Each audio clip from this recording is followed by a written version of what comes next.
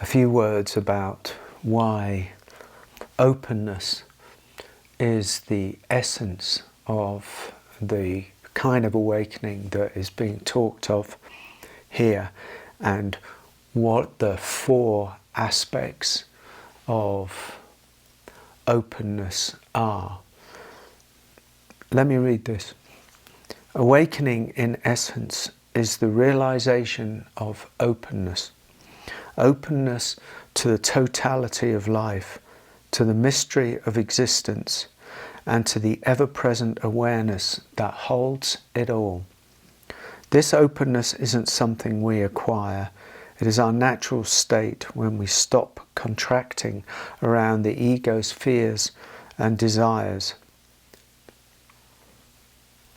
It's no small statement to be bandied around, although it is bandied around. This is profound. And for the ego mind, for the self, it's either, completely gobbledygook to a lot of people. I know it would have been to me 20 years ago, but it's also, to the self, because it starts with the self, the desire for freedom, the desire for liberation from suffering. So it starts with the self, but then the self, the ego self, reads this, and it's like kind of impossible. So something else needs to happen. Why is openness the essence of awakening? And what's so, it's an easy sentence to make. But as soon as you start exploring it on a deeper level, it actually contains, so many different aspects that actually, becomes extremely challenging on a certain level to the self. So, what I'm inviting here is to go beyond that. To see even a glimpse, the possibility of going beyond, imagining or thinking that it's got to be yourself that has to do this. It's not. The self is never going to open in that way. It can relax a bit, it can do certain things, but the essence of this is to see the self. To see the self, to see the ego self that struggles so hard in life because it's innately perceiving itself as separate, and we believe ourselves to be that. This is the essential nature of our suffering. So that kind of tightness, that stuckness that we have, somehow needs to start loosening up at least, which is why, I make these videos to support the loosening up of the tight grip, the stuckness that we have to this self, this ego self that, suffers so much, that is not open. Might think it's open, but it's not open. It lives by a set of rules, a set of conditions, a set of beliefs, and they're all well and good. But if freedom and liberation from suffering or awakening, whatever you want to call it, is what is being sought, then that tightness has to come undone. It just has to come undone, or has to be seen at least. And that's the journey. So, hopefully this is recording. And that is the journey. So look, I said I'd say that openness is the essence of awakening, to put it broadly. What is openness? Well, openness is, in this context, let me give you 4 aspects of awakening and just go through them a little bit. All of my videos are about all of these things, so Don't be surprised if you just sort of heard it all before. Acceptance, surrender, awareness, and union. Get those. Not as doing things from the logical mind, but as contemplations or possibilities or doorways to the mystery. Yeah, they're all doorways to the mystery. They're not achievements. They're not like, oh, he said acceptance. Well, and let's tick that off. This is not it at all. We need to go deeper than that, and to see that these qualities are ever unfolding, sort of ever evolving aspects of our journey, of the journey of freedom.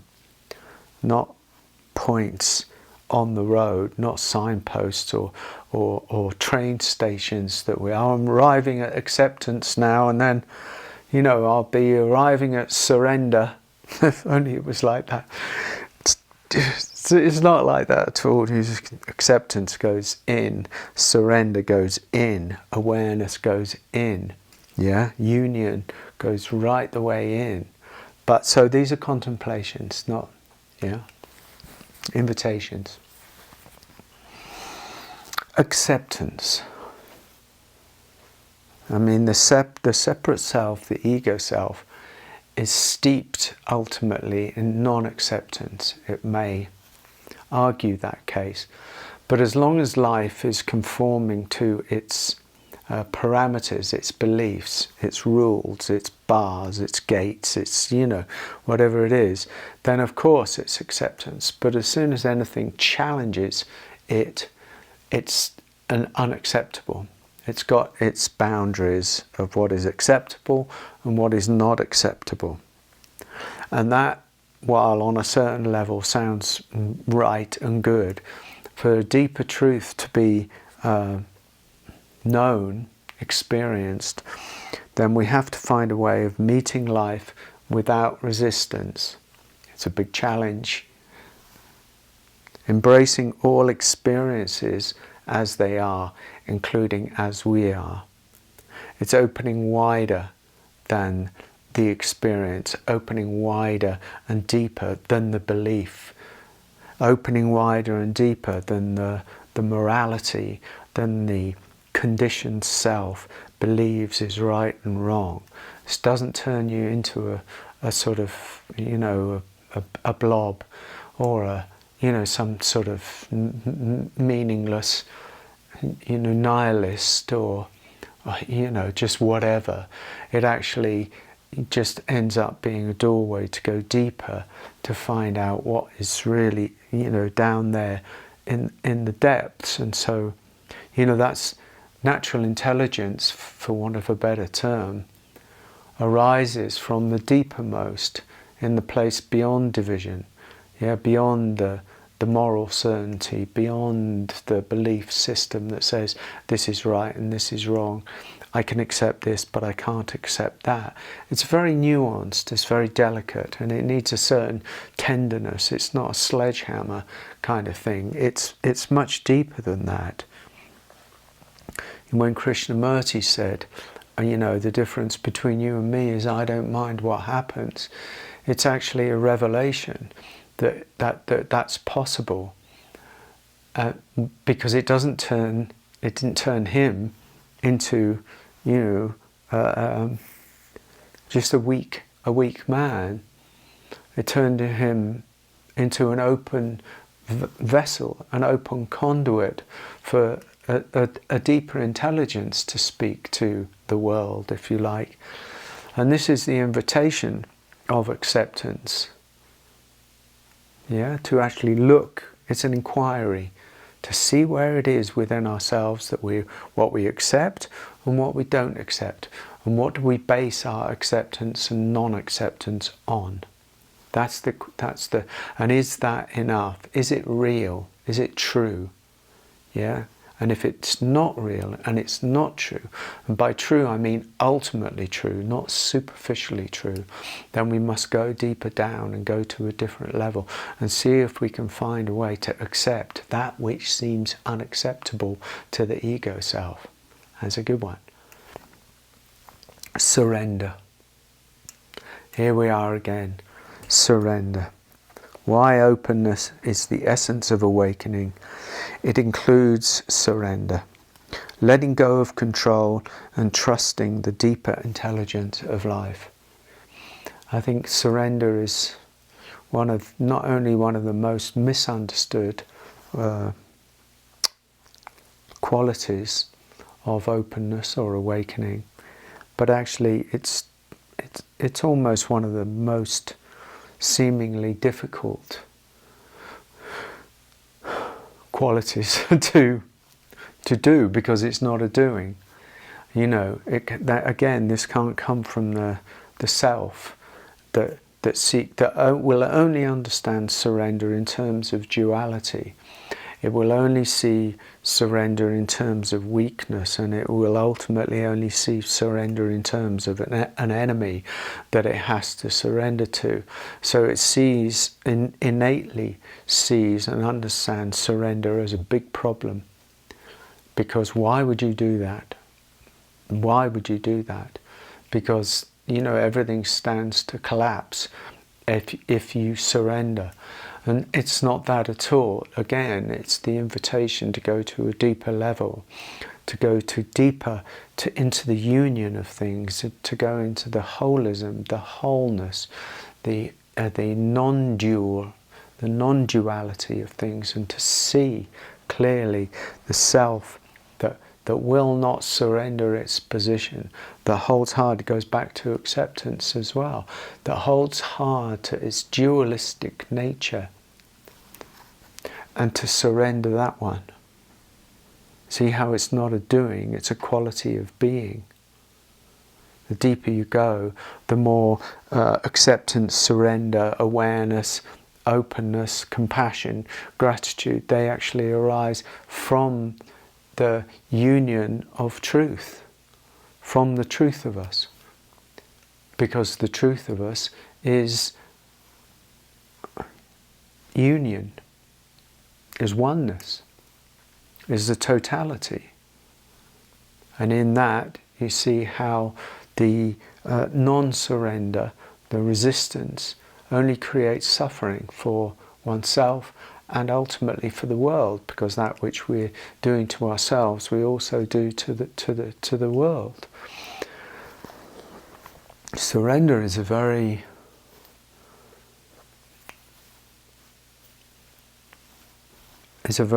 difficult one, because we're so steeped in hardness.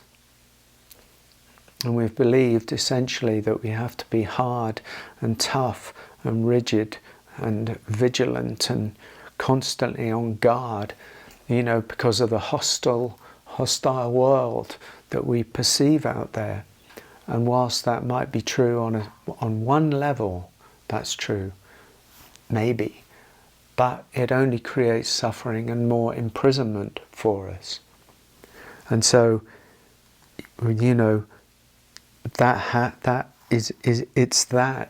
that is where the inquiry is.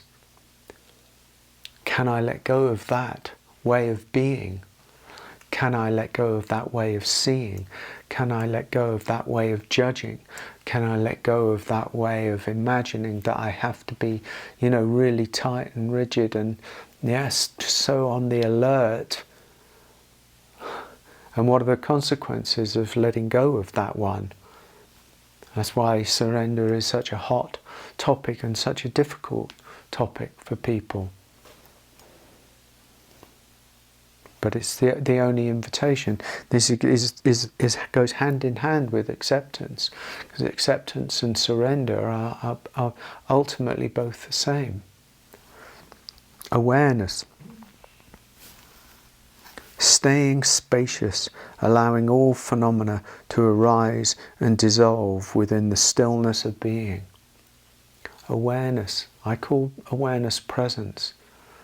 This is the softer aspect of presence and awareness. Softer, falling deeper into the union through stillness, through silence, through seeing without judgment. That's an aspect of openness, seeing without judgment.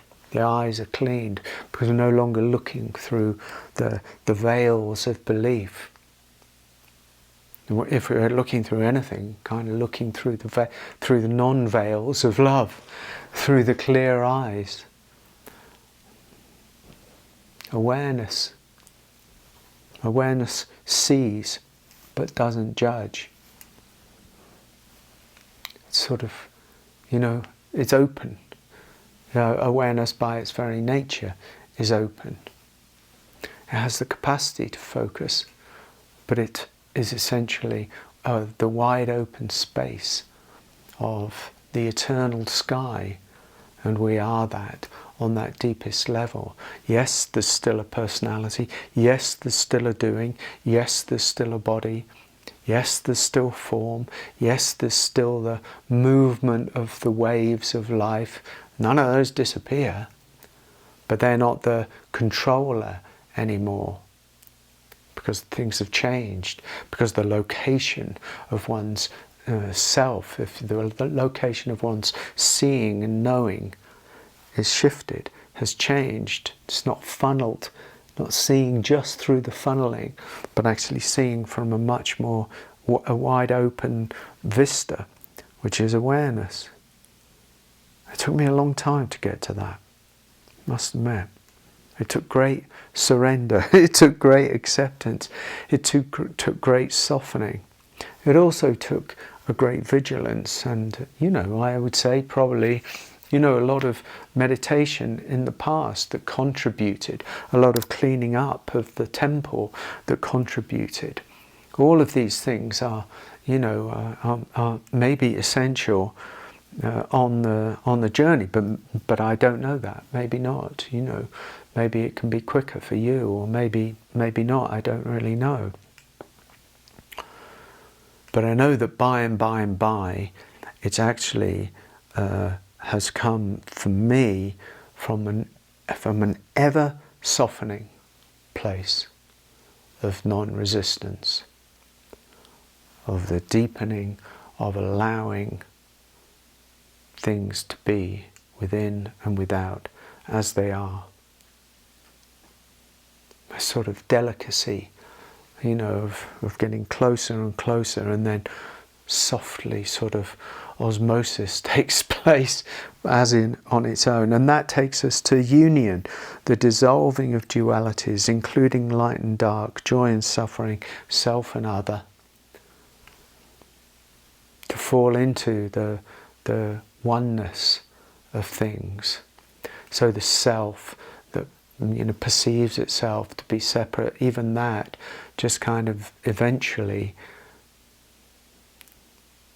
as the wave eventually just falls into the ocean, and there is only ocean.